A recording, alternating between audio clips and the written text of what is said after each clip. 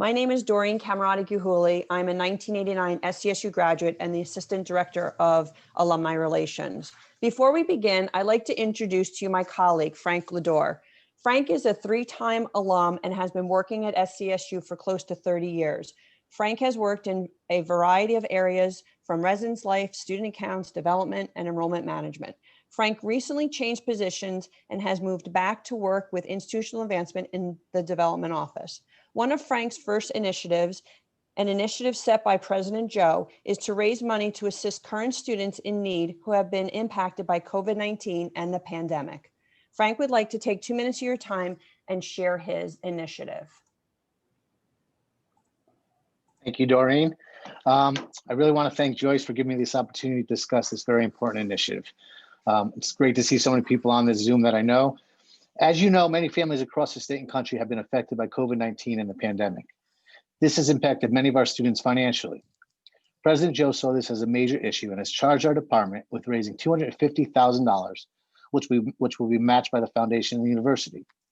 The money raised for the Southern Scholarship Fund will assist our current students who are in good academic standing and have been affected financially by this pandemic. I know many on this call already give to Southern, and some of you have your own scholarship, and we truly appreciate that.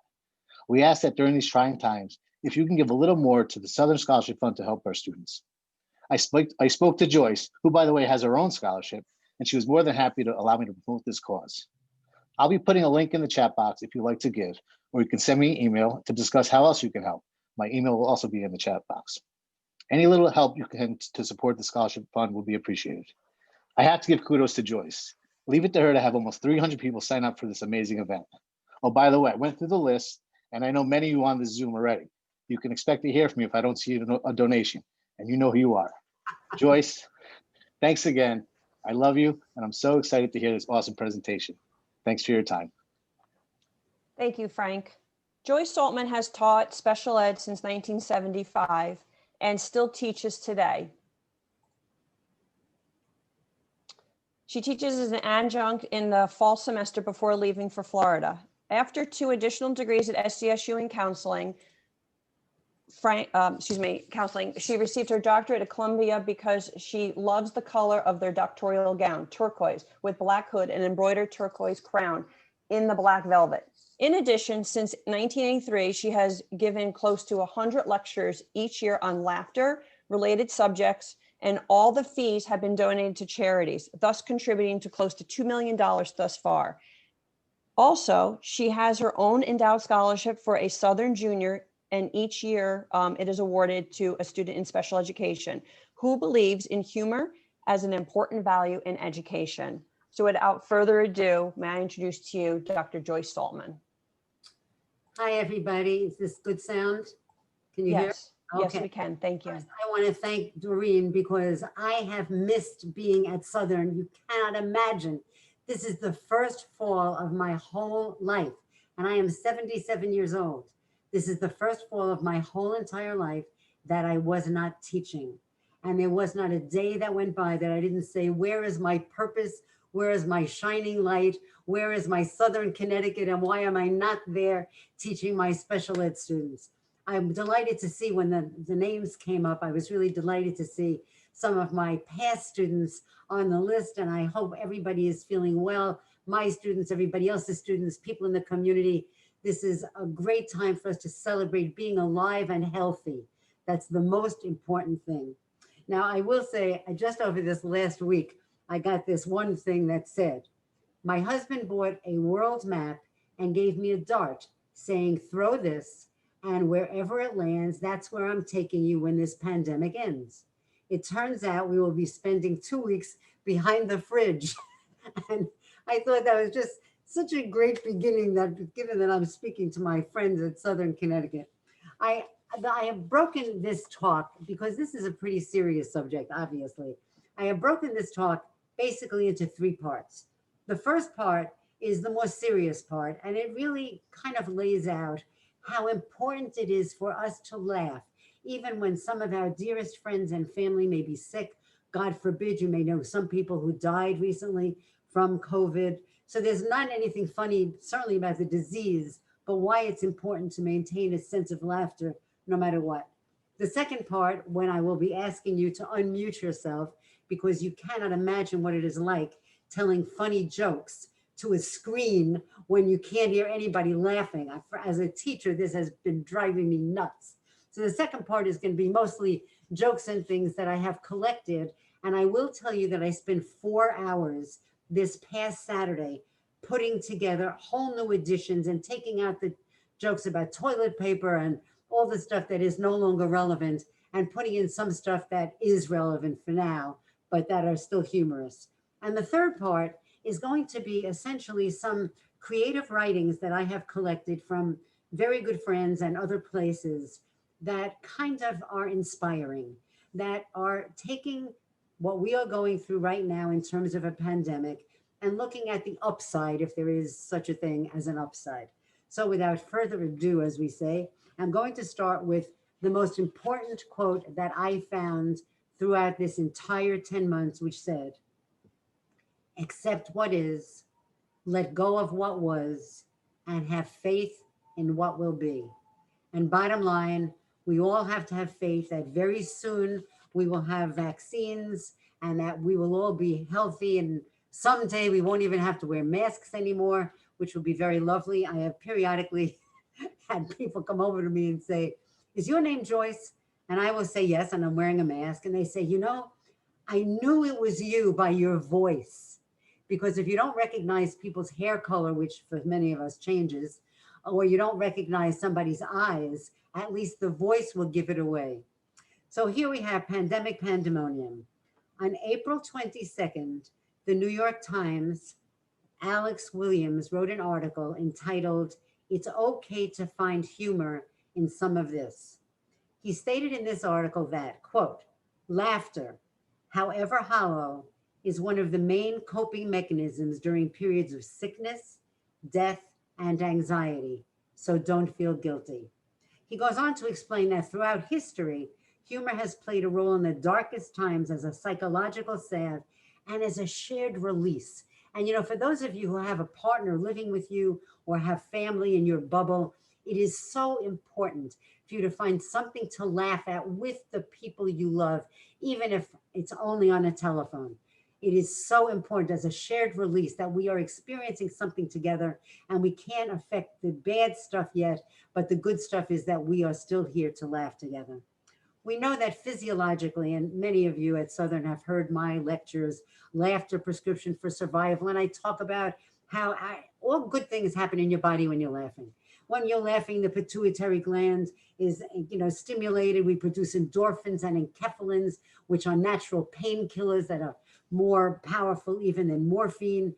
We have our heart and our lungs are moving faster. The musculature is good. We increase blood flow through our bodies and through our faces, which is very marvelous. Certainly, all good things happen when we are laughing in our bodies. But that would not really be enough of a reason for us to do it, because if having good things about our body was what we required, I would belong to a gym.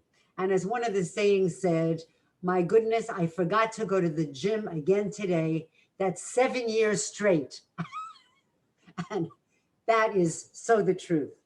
One reader suggests that it can also shorten hospital stays, that laughing can shorten hospital stays. So there can't be anything bad about that. I often give lectures about the humor of the Holocaust. And I'm sure we all know that there is really nothing funny about the decimation of over 11 million people and the near wipeout of the Jewish people, which happens to be my tribe, because it has been shown that time and again how effective the sharing of humor was. Fern Pearlstein, the director of The Last Laugh, which is a new documentary that she did last year, and if any of you get to see it, it is one of the best documentaries I've ever seen. She did this film and said that Jewish jokes about Nazis were revenge against ridicule and served as a means of self-defense, a counterattack for people who had few, if any, other ways of fighting back, and even just as a simple diversion. Renee Firestone, who was a survivor of Auschwitz, stated, quote, "The instinct to laugh shows that we were still human beings while in the camps, and this inner sense of humor is what kept me alive." So here is, I mean, the woman is still alive, which was quite remarkable. That was many years ago. There's also a person named Scott Weems. And I will tell you, I have read every Holocaust book that was ever written. I used to teach Holocaust studies to a confirmation class. But now there is hardly a book written about humor that I don't have in one of my libraries, either in Connecticut or in Florida. And Scott Weems wrote a book he's a cognitive neuroscientist. And he wrote, The Science of When We Laugh and Why. And he said, laughing is a way of dealing with awkward or unfamiliar situations, known as nervous laughter, which certainly describes the mood that we're in right now. He said, quote, "We've adopted this simple physical response as a way of sharing anxiety or confusion in a social way. It should be no surprise that we are all familiar with the idea that laughter is sometimes referred to as infectious." Now, as a collector of all unusual things, I found this great public notice, and it's too small even to show in the screen in any reasonable way. I'm going to read it to you. This is the Corporation of the City of Kelowna, which apparently is in British Columbia. And it says, public notice. Notice is hereby given that in order to prevent the spread of Spanish influenza, all schools, public and private, churches, theaters, moving picture halls, pool rooms, and other places of amusement, and lodge meetings are to be closed until further notice. All public gatherings consisting of 10 or more are prohibited. And this was signed by D.W. Sutherland, Mayor, on the 19th of October, 1918. So really, there's nothing new under the sun. This was This is 102 years ago. And we're dealing with exactly the same thing now with the same kinds of rules. And it is a little bit scary. I did get somebody said, if I get quarantined for 2 weeks with my wife and I die, I can assure you it was not the virus that killed me. And I do think that's what's happening when we are spending way too much time with people that, we used to spend time with. Apropos of this, and before I leave this particular portion, I do want to read something that I wrote actually the 19th of last month, really just exactly a month ago, called Survivors. Auschwitz, Bergen-Belsen, hidden children below Polish floorboards, just a few of the millions of survivors about whom we know. There are others, abused children, homeless adults on frozen streets, starving puppies, widowed old folks no longer having visitors. During this pandemic, we are all survivors, withstanding long separations from loved ones, having no jobs to attend to, and no real purpose for being. Yet we all hang on, using whatever rope we can find to tether us to this life. For me, I take the lessons from my hibiscus tree, insides rotted, dead gray branches, yet still producing a few pink blossoms, just enough to remember why she was planted. Is that our real story? And just for the record, I wrote that a month ago, and there were 2 flowers growing on this dead tree. Truly, this tree is dead. Well, as of yesterday, 21 hibiscus flowers are on my tree. It is rejuvenating just part of the tree. And if there ever was a miracle from which to take some good role models for us, we need to look at the nature around us that is not being affected by this pandemic. Now I am going to share with you my COVID-19 observations. And for this, those of you who don't have loud babies crying in the background or barking dogs or farting loudly, by all means, unmute yourself, because I will look forward to hearing a few of you laughing because some of these are really funny, okay? For years, we have been talking about how good hindsight is. At 12:01 a.m. on January 1st, for the first time in our history, hindsight really was 2020. So true. 2020 was like looking both ways before crossing the street and then getting hit by an airplane. I really have to tell you how impressed I am with the creativity that has emerged from this pandemic. I've not seen such great creativity. As a result, the winner for the best license plate year said 2020 WTF.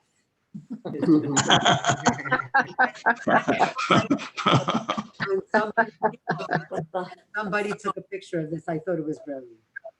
In retrospect, 2020 was a lot like fruitcake, hard, full of weird stuff, and nobody asked for it. That's true. 2020 was a drink. What would it have been? The answer is colonoscopy for sure. We all know that 2020 was a unique leap year because it had 29 days in February and hundreds of days every month after. And I'm not the only person who has no idea what day it is from day to day. I have to look at my whiteboard. Before I go to bed, I write in my whiteboard so that I know exactly what I'm doing the next day without having to check my appointment book. People to turn on their. I know, but why is everything? Okay, I think we may have, if somebody's got a phone and the computer on, we might be getting that kind of feedback. In keeping with that realization, scientists have found that one dog year does not equal 7 human years. The only thing that equals 7 human years is 2020. The dumbest purchase of my life so far was a 2020 planner. Last year, the pandemic started while I was in Florida, and 40 speaking engagements got canceled. So I always put the upcoming engagements in pencil, and then when I write them in ink. You gotta mute yourself because you hear the conversation more loudly than you can possibly hear anything else. Kathy, maybe you need to mute yourself. Me? Yeah, because your husband, we hear that very loudly. And in case you're saying anything sexy, we don't want to hear it. Okay. Fortunately, I always put advanced meetings in pencil, as I mentioned. That saved a lot of time, right? Okay, here are some more. As a result of the endless days, we can now reminisce about when we were little and had underwear with the days of the week embroidered on them. Remember, I mean, one would say Saturday, Sunday, Monday. Right. Very good idea if we could bring those back for us. Those would sure be helpful. Then, of course, I remember the days when folks were wishing if only the weekend could last forever. Right? Didn't you hear people saying that? How do you think they like it now?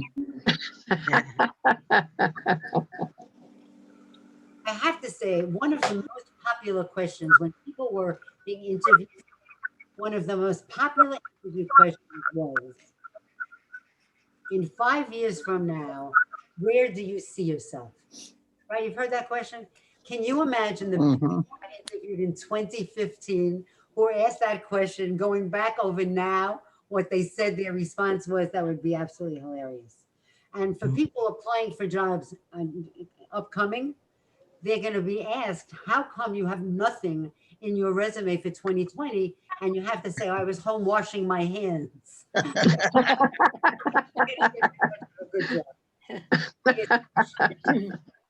This is an unemployment benefits application. You ready for this? It says, occupation, burglar. Reason for unemployment, everyone is at home. Right now, as the saying goes, I am as bored as an Amish electrician. Actuality, the coronavirus has turned us all into dogs. We roam the house all day looking for food. We're told no if we get too close to strangers, and we get really excited about car rides. I always drive a convertible. This is my 6th convertible. And I will tell you truly, one of my favorite occupations during this pandemic is just driving around with the top down and seeing places that I haven't seen before. And just as an aside, you know, the ice cream cone, even if you're not a big fan of McDonald's, their ice cream cones are really good. So if you drive up to the drive up and just get an ice cream cone, it'll cost you under $2 and you can drive home eating ice cream and just feeling happy. Yum. If you have been gaining weight, by the way, this by the way, you know, this is everybody's been talking about COVID-19. That's exactly how much weight I gained. I swear to God, I gained 19 pounds in the last 10 months since this pandemic started.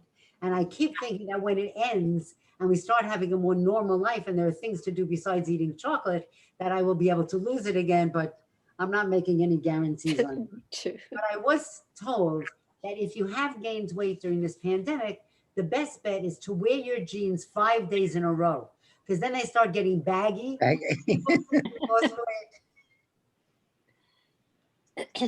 I really am, as they say, getting sick and tired of food having calories. Don't you think it would have been a nice invention for just this past year for food to have no calories? And you can, I mean, that, by the way, that is what heaven is like. You know that. In heaven, chocolate and ice cream and all the things we love to eat have no calories at all. So I'm looking forward to it, not right away, but I'm looking forward to, for some time in the future. Things had gotten so scary, of course, that everybody was telling us what happens if you happen to get COVID. And at one point, I felt like I couldn't breathe. And I'm thinking, oh, God, don't tell me I got this. I've been careful wearing a mask, keeping distance, not going to crowded places. And then when I unbuttoned my pants, I was able to breathe easily.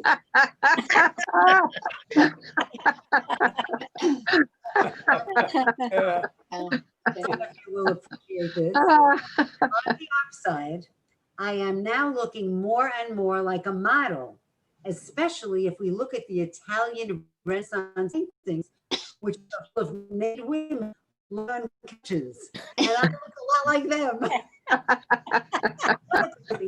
No matter how much weight you gain, you will always be able to wear your earrings.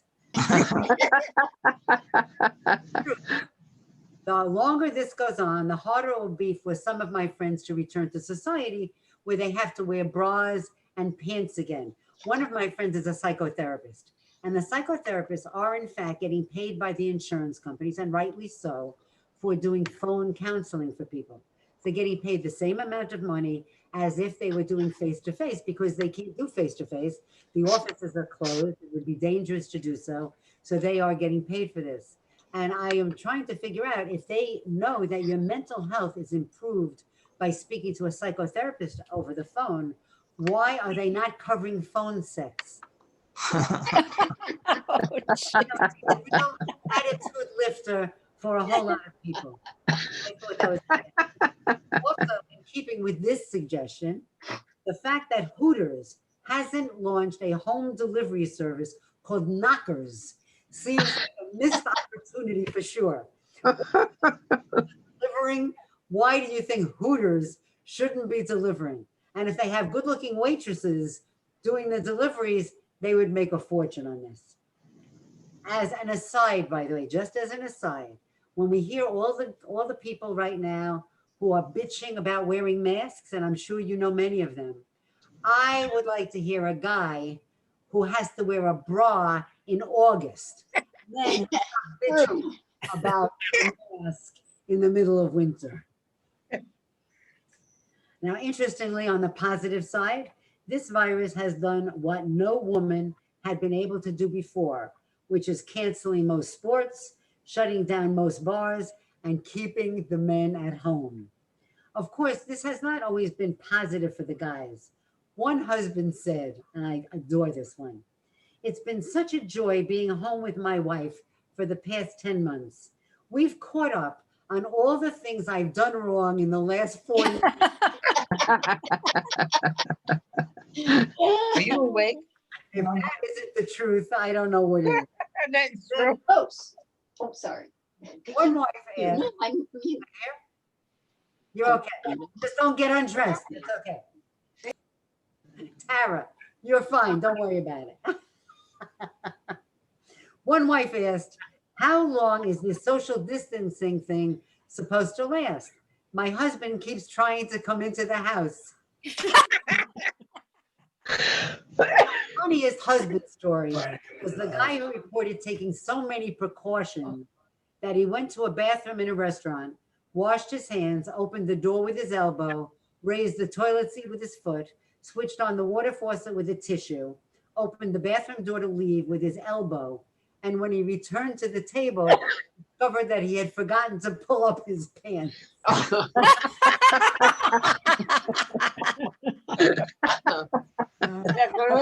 My favorite of all the husband stories, my absolute favorite. And when people ask me, who know that I've been giving these talks in so many places, and they ask me, what's my favorite joke?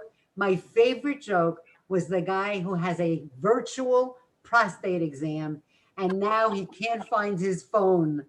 The world has turned upside down. Old folks are sneaking out of their houses and their kids are yelling at them to stay indoors. This is undoubtedly as a result of the changing rules. 2019, the rule said stay away from negative people. 2020 and 2021, the rule is stay away from positive people. It has gotten so bad that many of us are starting to miss people that we never even liked. And if that isn't the truth, don't you feel excited when you get an email or a phone call, or you're out in public with your mask and you see somebody else in the supermarket, even aisles away, and you say, oh, I'm so happy to see you. And then you remember you can't stand it. I never thought that comment, I wouldn't touch him with a 6-foot pole, would become a policy, a national policy, which is just what's happened now. And for those of you who have been in pools, you know those pool noodles, those foam rubber noodles that they have that people use? Well, those are 6 feet long. So the suggestion is if you carry one with your right hand and the other with your left hand, you will not have to worry about people getting too close to you. I thought that was great. A few weeks ago, I got pulled over in the HOV line in driving, because that lane is reserved for 2 or more in a car. So when the cop pulled me over, I had to say to him, well, because of social distancing, the person that I am bringing is in the car behind me. I wasn't allowed to leave without a ticket because he thought that was pretty funny. Cabs these days will be saying, come out with your hands washed. On the other hand, you had better be sure not to call the police on suspicious people in your neighborhood. Those are your neighbors without makeup or hair color. In fact, it was estimated that if the salons had not opened on the 17th of June, which most places they did, 89% of the natural blondes in America would have disappeared. Yeah. Those of us who become a natural blonde every 5 weeks, we understand this better than most. A recent notice arrived from the Association of Psychiatrists, undoubtedly being overwhelmed with calls from patients. The notice read, "Dear citizens, during the quarantine, it is considered normal to talk to your plants and pets. Kindly contact us only if they reply. Thank you." Of course, this morning I saw a neighbor talking to her cat, and it was obvious that she thought that her cat understood her. I came into the house, told my dog, and we both laughed and laughed. And after that, I did strike up a conversation with a spider near my window. He seemed nice. He's a web designer.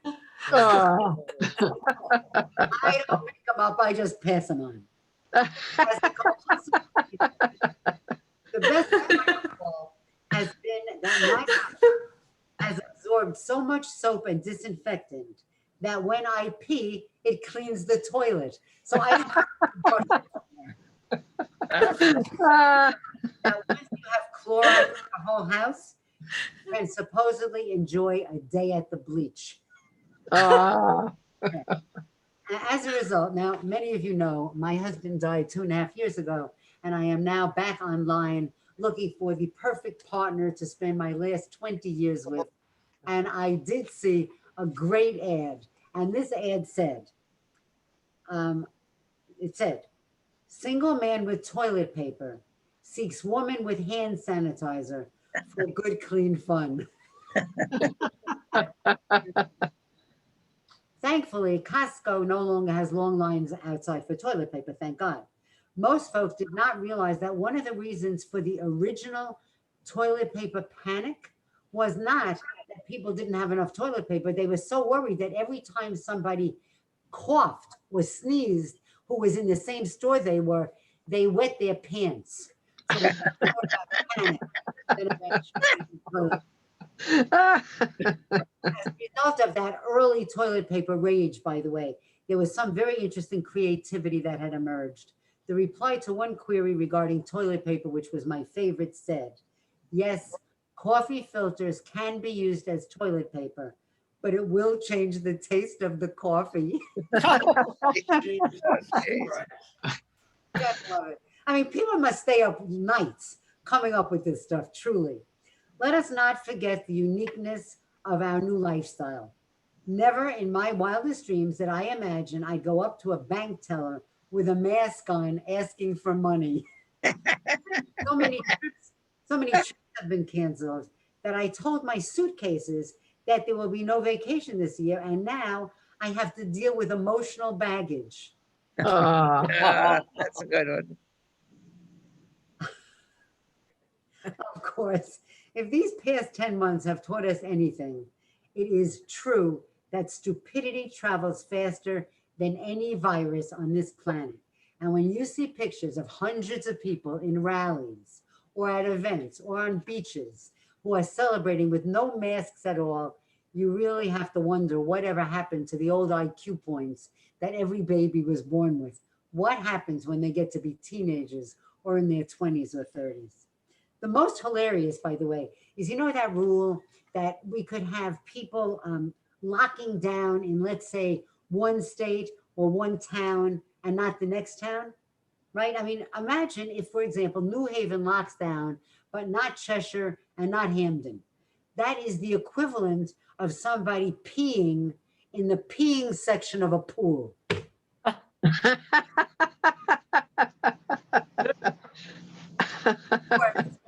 One patient asked the doctor how long he thought the COVID would last. And his response, which was the most perfect, was, how should I know?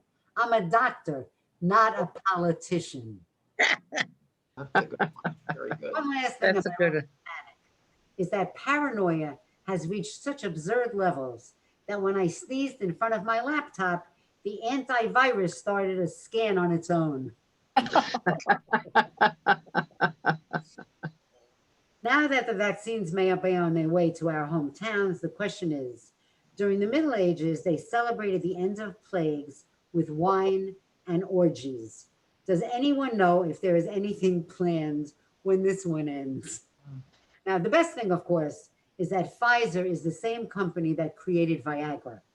And the belief is we can fully rely on its efficacy because if Pfizer was able to raise the dead, they can certainly cure the living. One last important question asked is it necessary to wear a mask? And I love this. Let me explain. If you walk around nude and someone pees on you, you'll get wet. If you wear pants and someone pees on you, you're partially protected.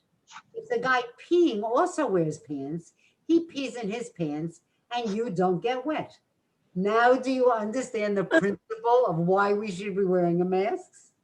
So click it or tick it to get people to wear a seatbelt. Obviously, we need new signs that say mask it or casket. Before we go to some more inspiring issues, let me share this wonderful insight. People keep asking, everybody there? People keep asking, is COVID-19 really that serious? Listen up. Casinos, synagogues, and churches are all closed. When heaven and hell agree on the same thing, it's probably pretty serious. Now, it gives me great pleasure to go to the third part of my program, which really, as you can imagine, is my favorite.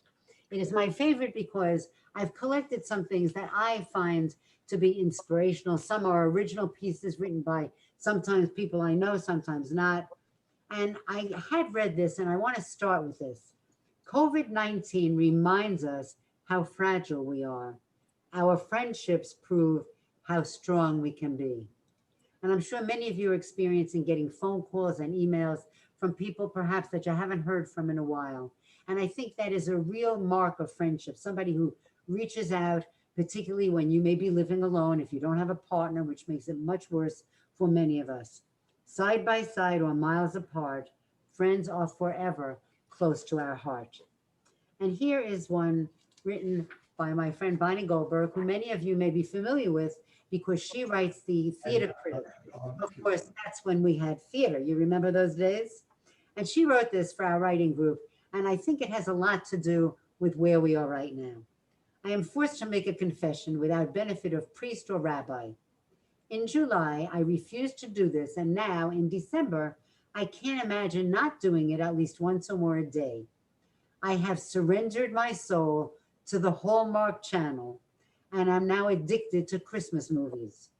I love the tinsel, the trees, the stars on the top, the gifts underneath, and the promise of true love and happily ever after. Every couple has a problem with jobs or past history or where each lives. They seem to begin with insurmountable problems, and yet within 2 hours and a ton of commercials, they embrace for a forever future of happiness and romance. There is clearly no reality and only a double dose of fantasy, but I'd like to order a wheelbarrow full for under my non-existent Hanukkah bush. Most mornings I wake up and marvel that my electric toothbrush still works. Hallmark reaches out and touches me with a fairy tale possibilities, and for that I am truly grateful. The big question is, what in the world do I do after December 25th? And I'll have to check with Bonnie as to what is she doing in the absence of the Hallmark Channel Christmas movies. And I think we've all probably found some things that are entertaining us. I happily have Netflix that was given to me by a friend of mine, and I watched a Netflix last night called Pretend It's a City with Fran Lebowitz. And those people who like to laugh for a while, I was laughing so hard just listening. And you know, when you're laughing alone in a house, you feel a little bit silly, but it was well worth it. My daughter had told me about this, and I'm going to watch the rest of them starting tonight. My friend Joanne, who is also mostly in her home, mostly locked down, and very, very cautious about going out even in her backyard when that was possible in Connecticut. Now it's a little chilly to be meeting in a backyard. She wrote this about our writing group, which now, of course, is meeting on Zoom every week. A ray of sunshine hits me in the face twice a week when I sit at my desk and stare at the computer. The glow, which nowadays I call sunshine, surrounds me with warmth as I watch the set of 7 staring at me from their respective homes. There is no greater joy than the sounds of 7 women talking at once, each trying to share the latest news, last night's dinner, or a YouTube video. The laughter is the same. Jokes still abound, but a shroud of uncertainty lingers. The carefree lifestyle is tucked away for a future time. Adventures are absent. Theater critiques are gone. Speaking engagements canceled. No meetings, no gambling or tennis. Parties are a memory. Family gatherings dissolved. But this gregarious group of glorious girlfriends continue to lavish the joy of living upon each other through their creative verse and refreshing support, albeit Zoom. They disregard adversity for the moment and continue with life, the same but different. What a great way of celebrating something that has to be done now because we don't have the usual outlets and the usual distractions that we had in real life.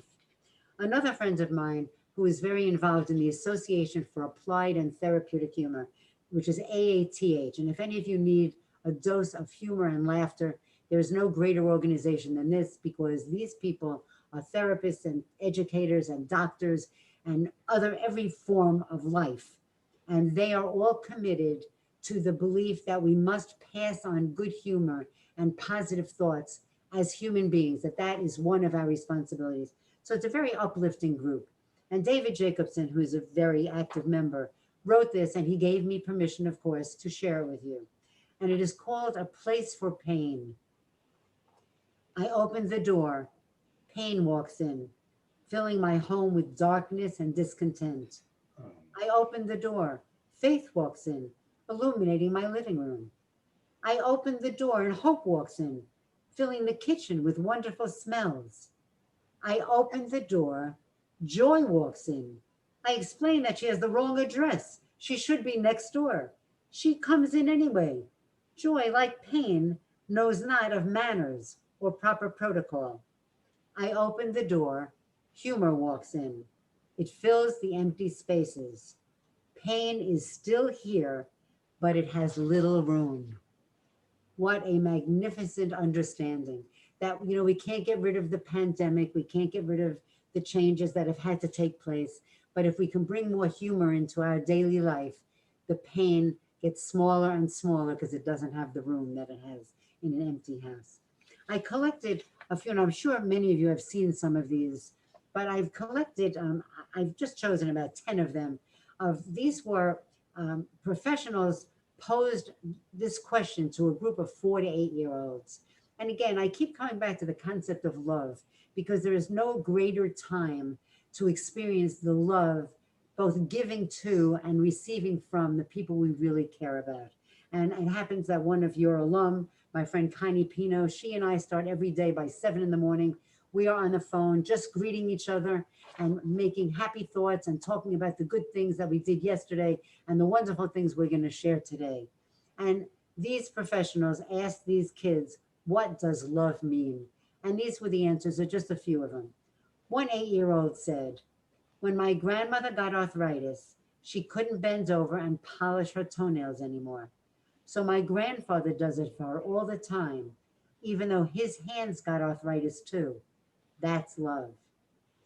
A 4-year-old said, when someone loves you, the way they say your name is different. You know that your name is safe. Right here. Another 4-year-old says, love is what makes you smile when you're tired. 5-year-old said, love is when mommy gives daddy the best piece of chicken. Another 4-year-old says something so really true. Love is when your puppy licks your face even after you left him home alone all day. A 7-year-old said, love is when mommy sees daddy smelly and sweaty and still says he is handsomer than Robert Redford. And a 4-year-old said, I know my older sister loves me because she gives me all her old clothes and has to go out and buy new ones. But my favorite of all of these that I collected was really from Leo Biscaglia. And I hope some of you are familiar with the book Love that Leo Biscaglia put together many, many years ago about love. He was asked to judge a contest to find the most caring child. The winner was a 4-year-old whose next door neighbor was an elderly gentleman who had recently lost his wife. Upon seeing the man cry, the little boy went into the old gentleman's yard, climbed onto his lap, and just sat there. When his mother asked what he had said to the neighbor, the little boy said, nothing. I just helped him cry. Oh. What a beautiful, beautiful concept. And having not asked friends of mine who are more, my age and also your age, what does love mean? I had my own experience just a few months ago with one of my friends who wrote about the writing group and how we get together on Zoom. And she really is very, very cautious. She's had some health issues and she refused to meet together with the writing group, even when we were meeting outside, even with masks. But on one occasion, she came to our writing group meeting outside in a large backyard, wearing a mask and carrying a whole collection of balloons.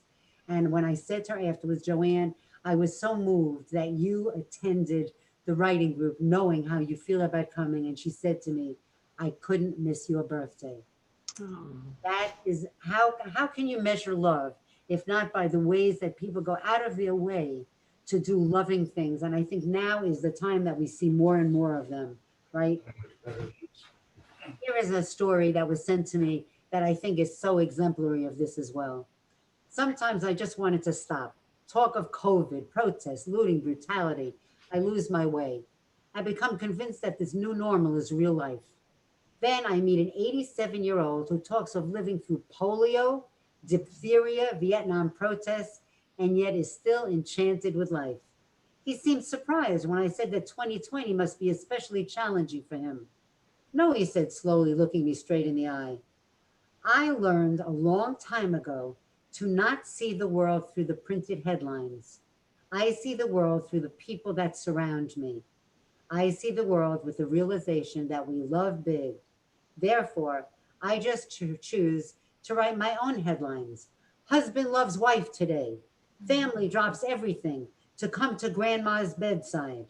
He patted my hand. Old man makes new friends. Oh, nice. Beautiful. Really beautiful. Okay. Inner peace.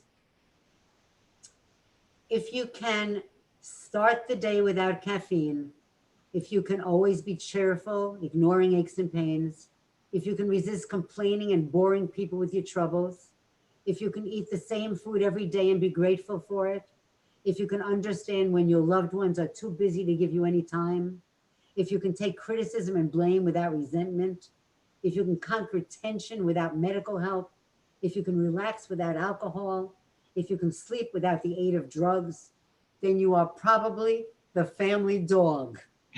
Handle every stressful situation like a dog. If you can't eat it or play with it, pee on it and walk away. And now I have one more wonderful thing that shows Winnie the Pooh, and it says, not everything is canceled. Sunshine's not canceled, spring not canceled, love is not canceled, relationships are not canceled, reading is not canceled, naps not canceled, devotion is not canceled, music is not canceled, dancing is not canceled, imagination is not canceled, kindness is not canceled, conversations are not canceled, and hope is not canceled. So my final advice to you is to follow the suggestion by my friend Linda McNeil, who is also very active in the Association for Applied and Therapeutic Humor. And she said, the 10 best ways to relieve stress. 1, eat chocolate. 2, repeat 9 times. I thank you so much for inviting me, and I welcome any questions that anybody has, in the hopes that I can somehow come up with some answers. But I hope you have gotten a few new jokes for your collection. I hope you feel a little more inspired, and I truly hope that you can appreciate your friends and family members who are coming forth to contact you in any way to let you know that you are loved and that you are doing the same for them. Thank you, Joyce. Thank you. Thank you, Joyce. Thank you. I'm Thank you, Joyce. sorry I yelled at the dog. I thought it was on mute. Thank you, Joyce. Thank you. Thank you. Thank you. Anyone have any questions? Joyce, can you mention that Netflix show again? Someone was asking in the chat, what was the show? Oh. The name of it was Pretend It's a City, and it's on Netflix, and the star, who is the person who's the speaker and also is a brilliant comedian and author, is Fran Lebowitz. Thank you. Thanks. Joyce. Don't forget to. Anyone have any other questions? I hope you're all looking for eligible men for me when I come home to Connecticut.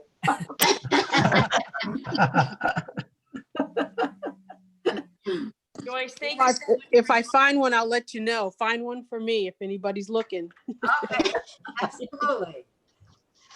Joyce, thank you for making this pandemic situation much more easy to get through. Peter, it's always great to see You've you. been a long-term friend. I Yes. don't want to say old friend, but a long-term friend and colleague. Good Old luck to friend's okay. Old is good. you. Okay. Thank you very much. Thank you. Bye. Thanks again. Tara, you should be a model. You are so gorgeous. I can't stop looking at you right in the middle of Oh my God. I think I had you for a summer course when I was working on my master's, I believe. and you are still beautiful. Oh, well, thank you. I'm getting kind of old, but it's but you look great too. You really do. Thank you, honey. And I'm trying to think, did you come once to Torrington and speak they used to hire speakers. They didn't, you know, after that much, but to come the first day for like teacher orientation, did you come one year and speak? I thought you did, because that's where I was teaching special ed. Good girl. But I retired 7 years ago. Oh, wow. So yeah, I'm having fun being retired. I really miss the kids though. Yeah. Not all the crap, the paperwork. What? Go back and substitute teach. You won't have to fill out all those IEPs. Oh, you know, it's funny. They called me back. The teacher they had hired to replace me turned out to be kind of a nightmare. So they didn't renew her contract, and she was only there 1 or 2 years, I guess. And so they had me come back the first part of the year to service the kids, and I didn't have to test. I didn't have to do IEPs. I had meetings, Perfect. but it was great. I got to deal with just the kids. Do it again. That's what you need. Yeah, so it was 7 weeks, but it was fun. Beautiful. All Hey, right. Joyce. Here, thank you. Hey, Joyce, Jack Mordenti. Hi, Jack. How are you? I'm good. How you doing? Wonderful. Great, great. We're still hanging in there, right? Yep, you're looking great. Good to see you. Good to see you. Joyce, it was really nice. Oh, Phyllis, how are you? Okay, Joy. I haven't seen you in a long time. Yes, I've been very quiet. No longer teaching and enjoying retirement and tutoring on Zoom. Oh, very nice. Very nice. But this was really nice. I talk to Mickey Flax a lot, so I see some of our old friends. Okay. Well, I haven't seen my sister-in-law, so. Okay. But this was good. Thank you. Thank you. Anybody have a question for me? By the way, you know, when I talked about having chocolate 10 times a day, I happen to do that. But if chocolate's not your thing and chips are your thing, or something else is your thing, substitute that for chocolate. Joyce, are you on any social media or dating sites like I'm on a Match.com? dating site right now, but I'm not on Facebook or anything, no. Okay, that's good. Just wondering, because I'm gonna hook you up with somebody. I gotta know where you are. Oh, yeah. You can find me, you know, my email address is kopisalt, KOPISALT @AOL.com, and I answer everybody who writes to me. Awesome. The kopisalt @AOL.com. And not only that, I'm telling you, I can give them a place to stay in Florida. What more could you ask for? The weather's Where are you in Florida? I'm in Delray Beach, Florida. Okay, you're not far, Joyce. I'm in Stewart, and I'll see you back in Roanoke Good, excellent. in the summer. Okay. Betty Mulholland. Okay, take care, Joyce. Thank you so much. Bye-bye.